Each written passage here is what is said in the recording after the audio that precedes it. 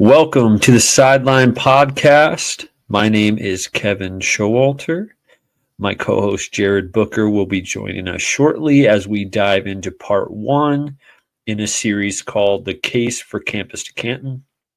We are two friends who love football, fantasy football, and all things sports, and hope to build community through the content that we create. Feel free to jump in the comments. Let us know you're here. Let us know how you agree or disagree with anything coming through these microphones.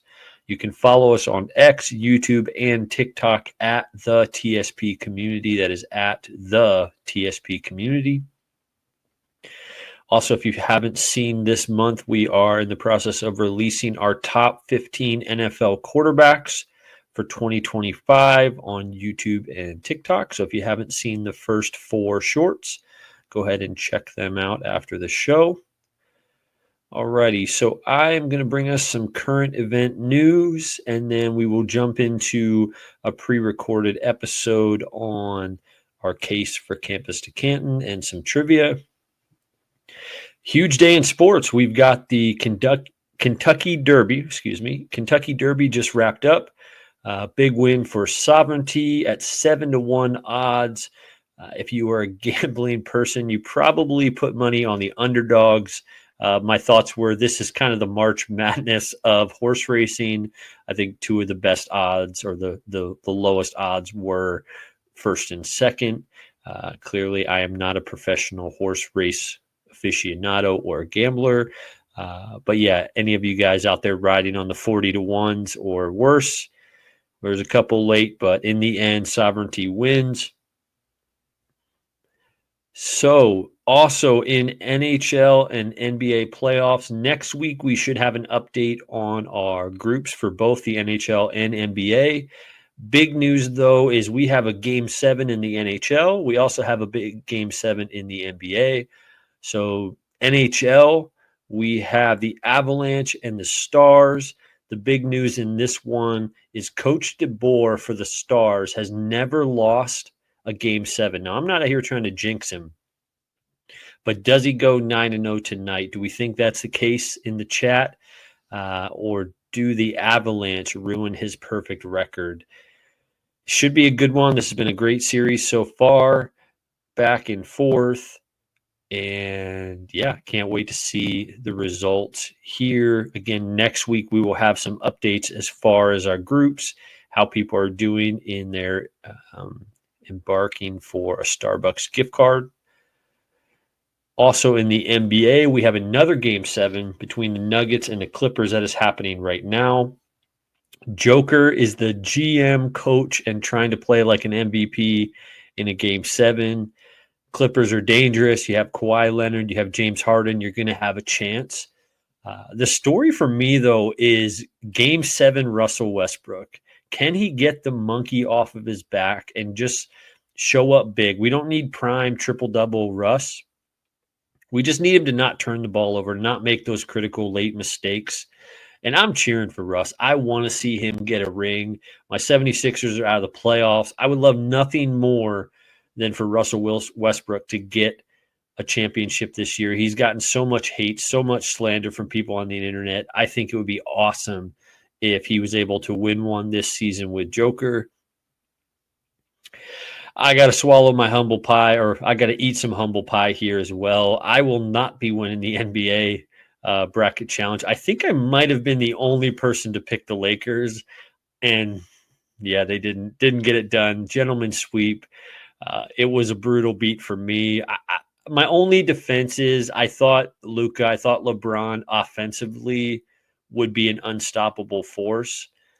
Unfortunately, you do need to play defense in the playoffs, which I knew that. But the bigger problem in this series and other series going forward was the lack of a center, both on your defense and also having a pick and roll partner, being able to slow the other team's offense down. It was crystal clear that they should have brought in a big man at the deadline.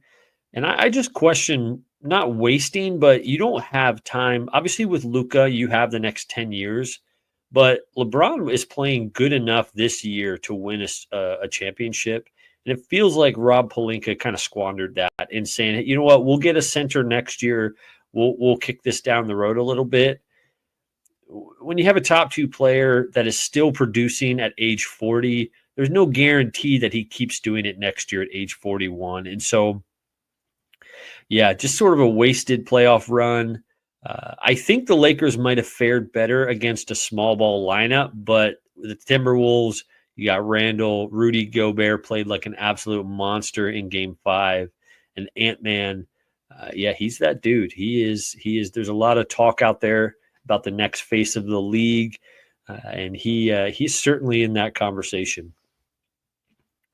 The only other thing that I must touch on tonight is the topic that has been buzzing the internet, and we were going to create some YouTube shorts on this. We haven't yet. We still might.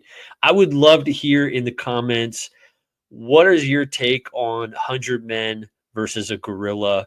I'll lay out a couple things that I've heard this week that I think have swayed me both ways and kind of where I'm landing right now. I think the biggest one is this has to be 100 selected men. This can't be just 100 guys picked from a mall. They would get absolutely mauled. I can't remember who released it, but somebody put out a well-qualified list of 100 guys.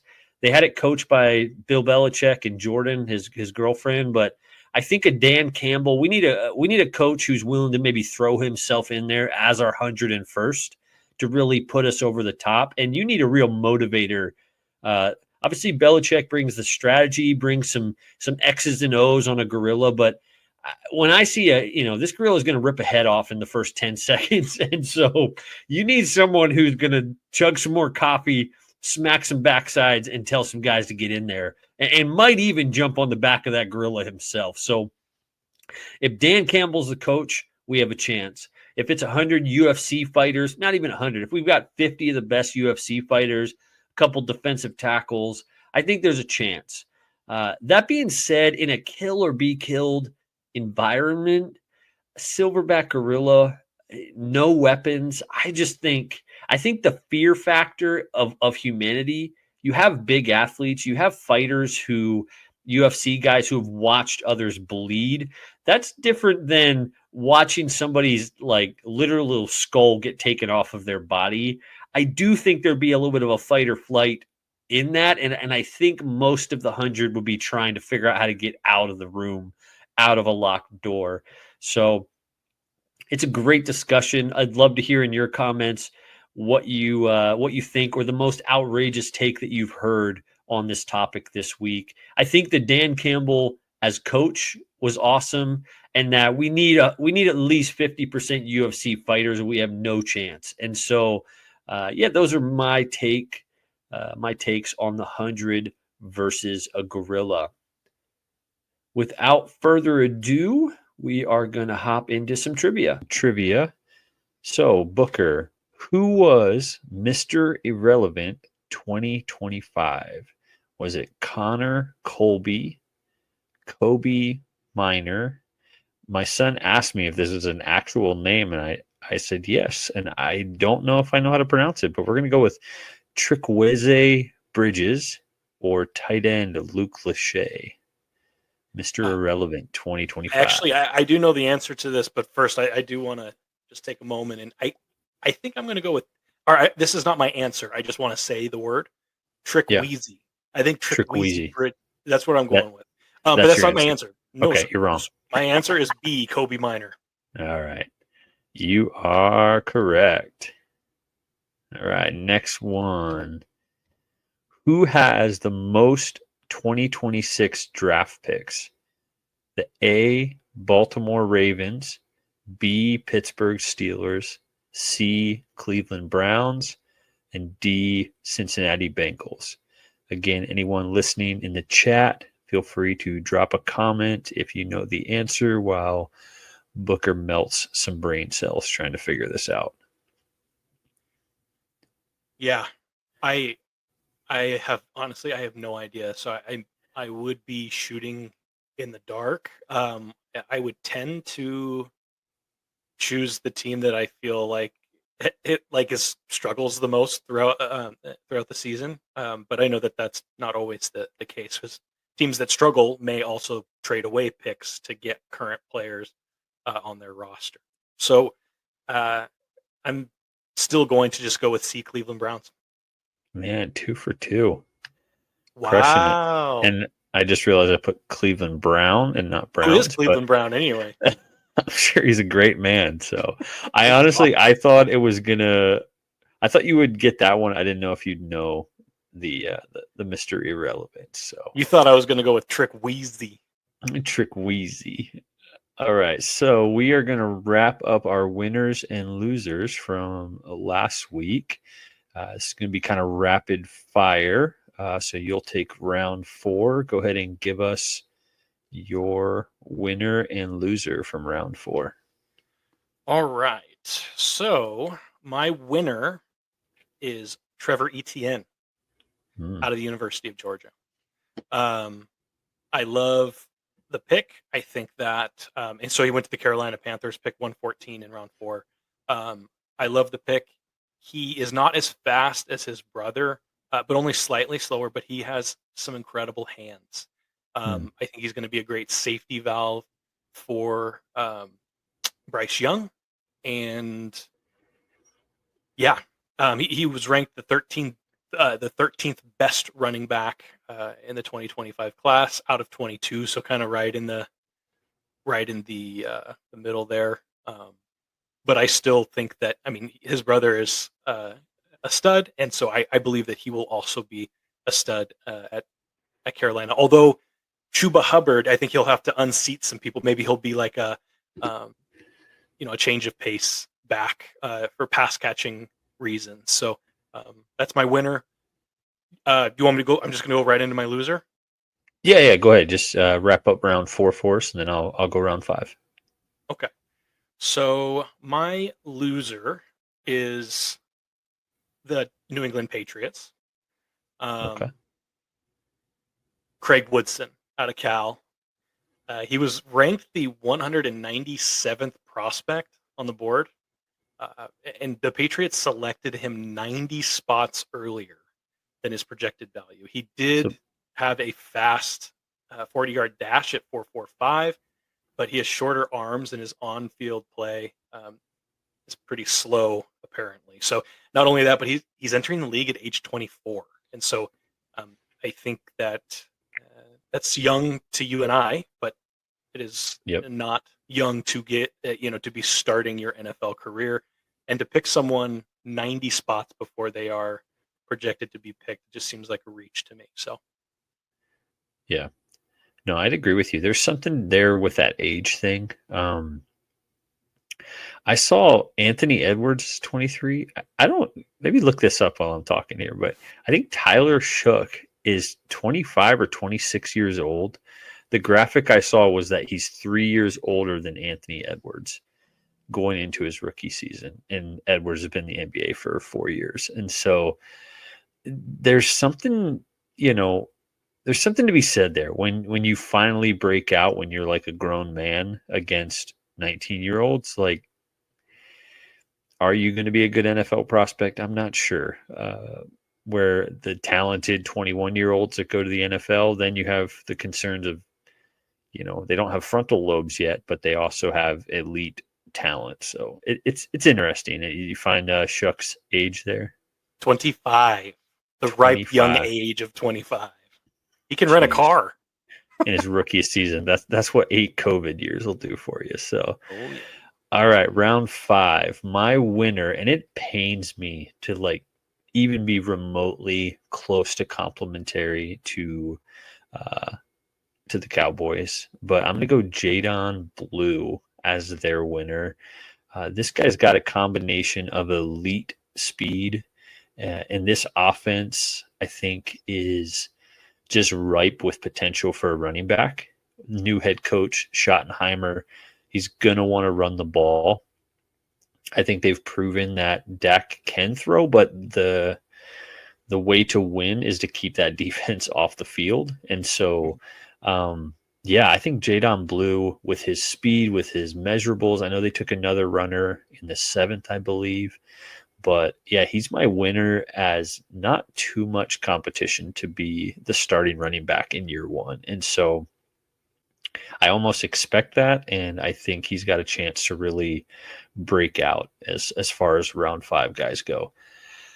My loser, honestly, I didn't want to go this direction because we covered Shador so much last week, but you just have to. Like it is the both because they took Dylan Gabriel ahead of him, and also he went to the Browns, and also he's quarterback 4 or 5 on that depth chart, depending on how it shakes out if Watson is there or not. Um, just seeing the videos of the GM and the front office and how they reacted, this just reeks of something is off. And so my question for you is, does he even make this team? Based on the reaction of that front office, I'd say it's not even guaranteed. It literally, this is like disgusting to even say, but like it's going to come down to Deshaun Watson or Shador Sanders for their quarterback 4, and most teams don't keep 4 quarterbacks, and so yeah, I don't know, but so You ready for this for hot me, take?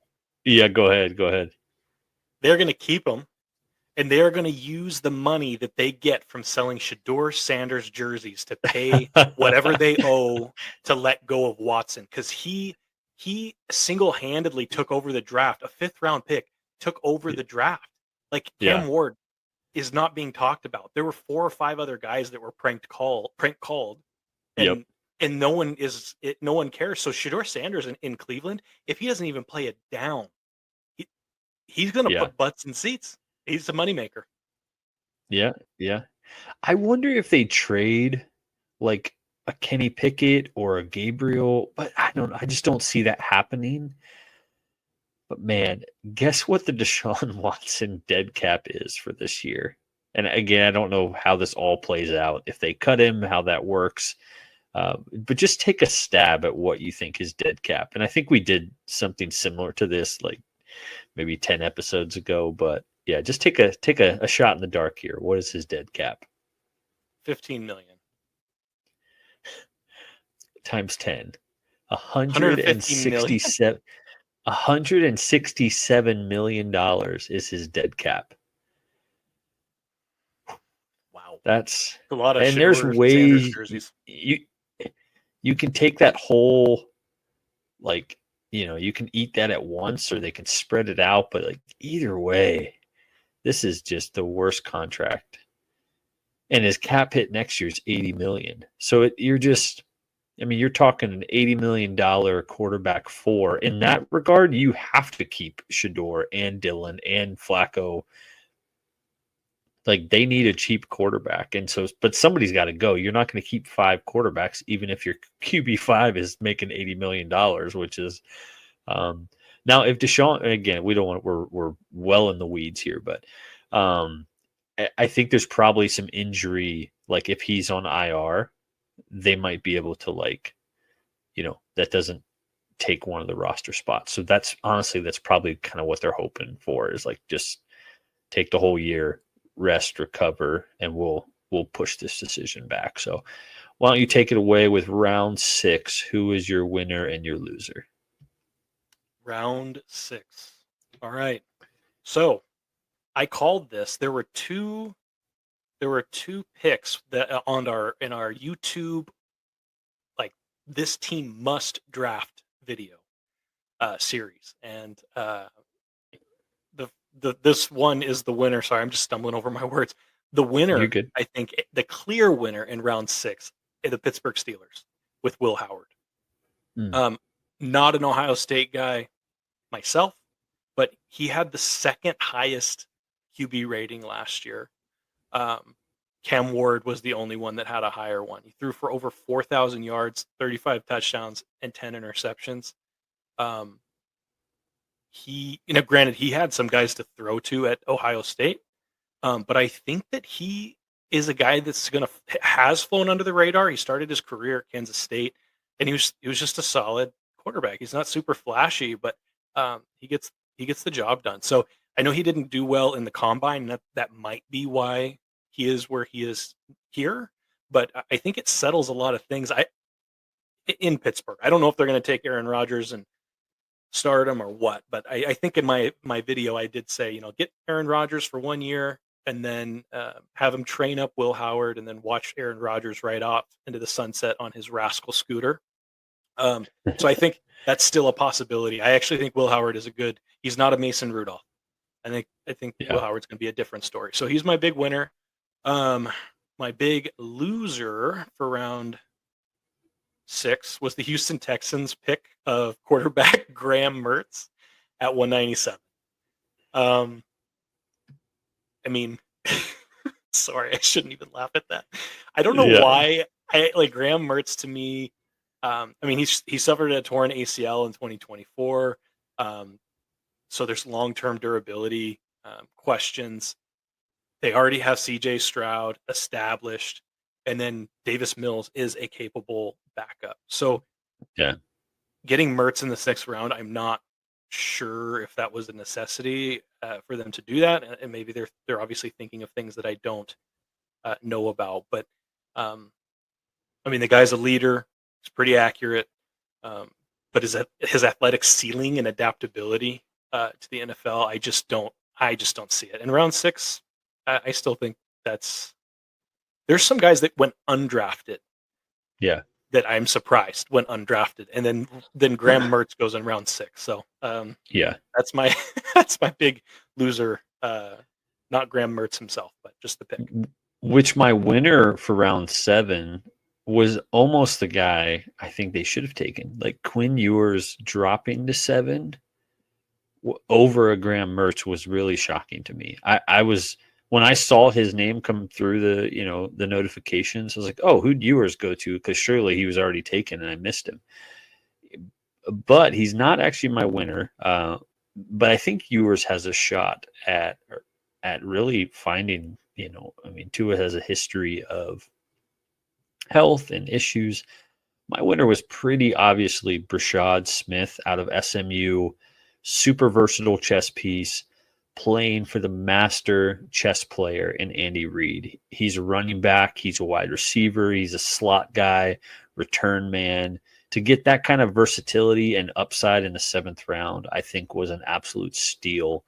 And once again, the Chiefs just showing that they can find some diamonds in the rough. And so he might have trouble seeing the field in year 1, but we've seen injuries in this Chiefs team. I hate to say it, we've seen, off the field arrest issues. So there's a chance he sees the field in year 1. And I think in 2 years from now, we're gonna be like, wow, how did the Chiefs get that guy in the 7th round? I love that pick. I love that pick. So much fun to watch at SMU. Yeah. Other than he plays for the Chiefs. There's been a couple of guys in this draft where I'm like, really like the player, don't like the team that you went to, and so it's just painful to that. Like Scadaboo went to the Giants. I'm like, means I get to watch you twice a year, but you're playing for the Giants. Like Booker going to the Cowboys. Just guys that we really liked, but now they're on teams where it's just less than a deal. And I mean, no hard feelings for who my loser was. It's hard to find a loser in the 7th round because most of these guys aren't going to make the teams that they're on. And so I didn't want to pick on anybody. But yeah, I'm going to go with, might butcher the name, Moliki Matva, tight end for the Saints. And honestly, I know nothing about this guy. What I do know is he's currently the tight end 6 for the Saints. And I just think there's very little chance that he's making this team. Maybe he's an elite special teamer waiting to happen. But that's the only one I could really find here of going with a sixth tight end in the 7th round. Your chances are not very, very good. So hopefully he flashes in the preseason and a team with some needs, could pick him up. I wish him the best in his career, but I'm gonna pick that as my loser, just because he's buried on the depth chart. So, man, you know what the Saints did when we play fantasy football, and you look up after like you're eating your nachos or doing whatever, you look up and you're on the clock and you're like, oh gosh, like I'm just gonna pick. And so they're I like, need somebody. we need a sixth Yeah. tight end. Yeah, that's probably what happened. All righty. We are gonna move. So this is part 1 of 5 in which we are calling the case for Campus Canton. So if I only, and this is me and us, I think we're both on board with this, but specifically me, if I had to pick one format of fantasy football to play, it would be Campus Canton. And truly, we're only 3 years into this, our main league, but it's awesome. And it's one of the primary reasons we wanted to start this podcast, other than being friends for over a decade. And even if you don't follow college football closely, this is a format for you. We've talked to some people where it's like, oh yeah, I really like the NFL side. I don't know much about college, so I couldn't do that. But this is what we're attempting to do over the next 5 episodes of this podcast, is paint a picture of what Campus Canton means, and why we enjoy playing this format, why we started a podcast. And so, yeah, that's it. And honestly, we'll let you chip in here as well, Book, but it made college football, and I think last year was a great college football season. So I don't want to give it too much credit, but it made college football so much more enjoyable for me, where I feel like before I would watch a couple games, or I'd watch a game if there's a big one on, but I was like fully invested, and my family might be like, oh, I don't know if we like that, but it just made where I'm like, Louisville is playing Clemson at 10 a.m. on a Saturday, and I'm all aboard. I'm all about it. So I just think it really made college football, took it up a notch for me. Where I know you've been a diehard college football fan your entire life, but yeah, give us a little. What's your sauce on Campus Canton? What do you love about it? Just kick us off here on your thoughts. Yeah, I mean, you kind of covered it. I mean, college football for me is what the NFL is for you, I think. I mean, I watch the NFL, but fantasy football, we've played fantasy football on ESPN for a lot of years. And so I probably followed NFL a lot closer because fantasy football created that space where, you're competing against your buddies. But this opened up a whole new, like, World. a whole new world. Don't sue me, Disney. Yeah. Yeah, and so like so I love college football, period. So I could stop there.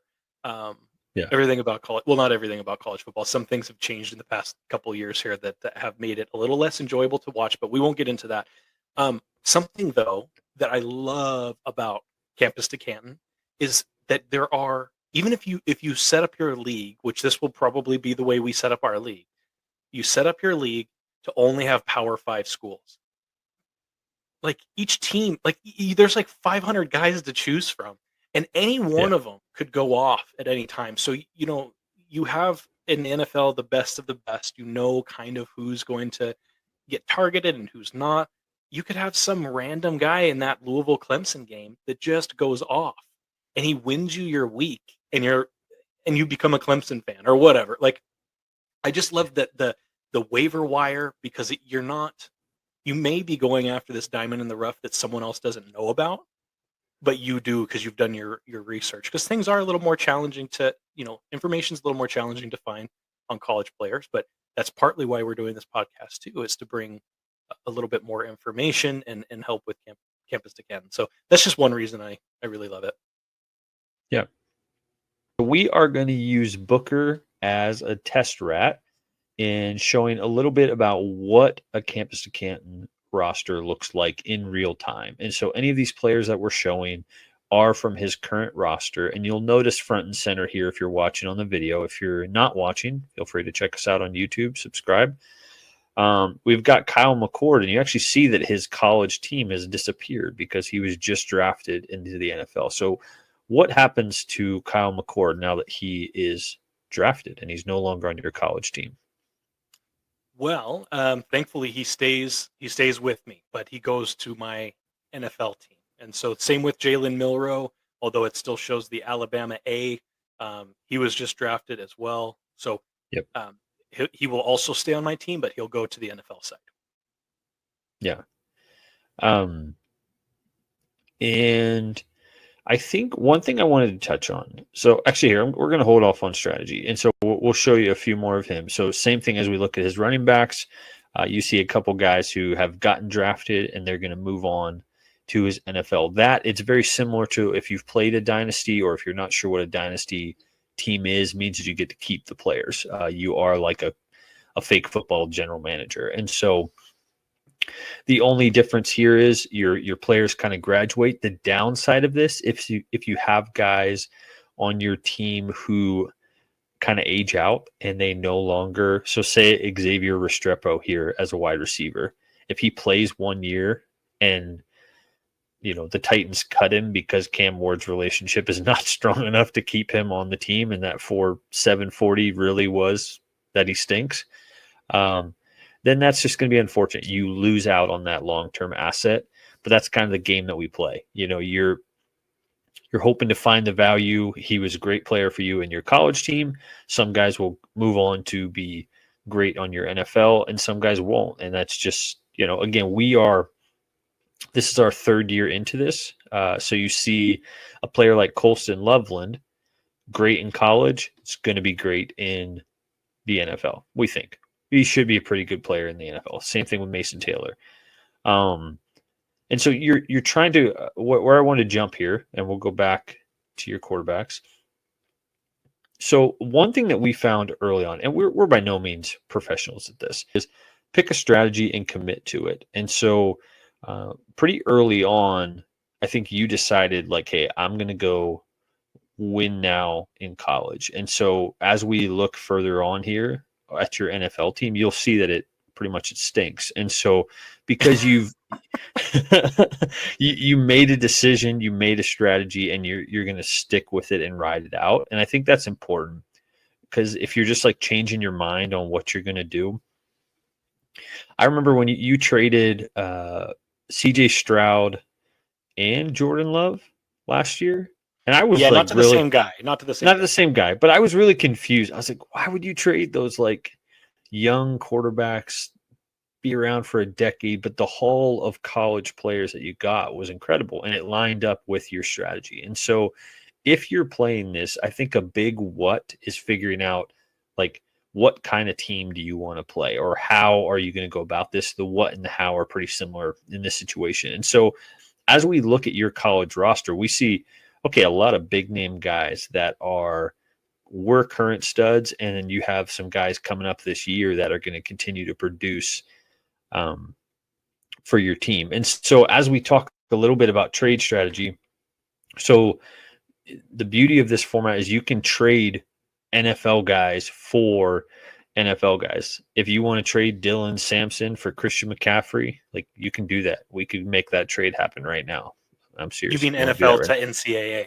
Yeah, NFL to NCAA or vice versa, draft picks. Like it is a pretty cool way to play fantasy football. And so any other thoughts you have there on strategy, your strategy? Yeah, I kind of pick with my heart. I want to win college, so I did go college heavy. If you do look at my NFL team, it's pretty sad, but I also like to swing for the fences with some of these younger, like James Peoples, Braylon Russell, Justice Haynes going to Michigan. Love that. Nate Frazier, stud last year. Jordan Baugh with Florida Gators. I've got some guys that like potentially will absolutely take off this upcoming year. And then I'm going to reload is the goal. And then Cam Coleman at Auburn, really excited about him. Something I noticed though, man, so many. I've got like no Tennessee players now. They feel like all just flooded out. Mike Matthews is the only guy that stayed from Tennessee. Everyone else either got drafted or went to the transfer portal, but it is what it is. That honestly might help you. That might help you. It's best ball, so like you don't have to pick who you start, but And it might help you to be a little more well balanced.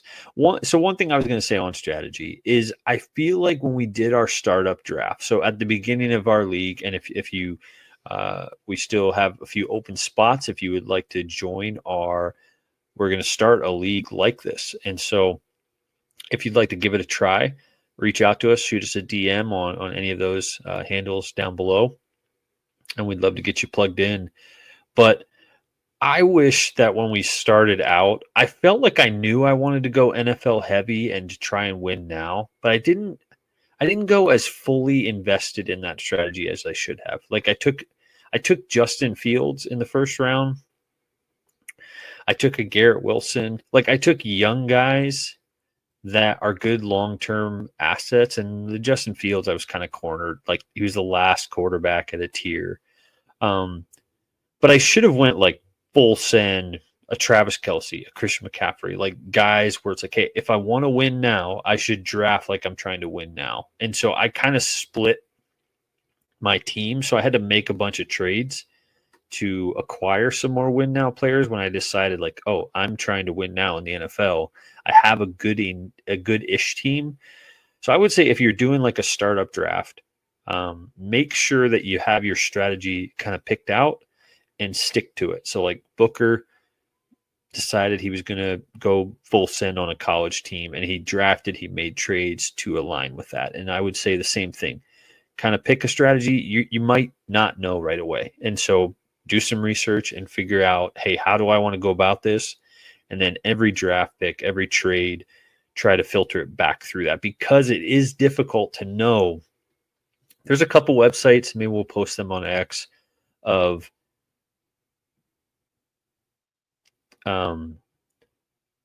hey, calculators for these 2 NFL guys, for these 4 college. But at the end of the day, does it line up with what your goals are? I think is a big thing. So any other thoughts on trade strategy?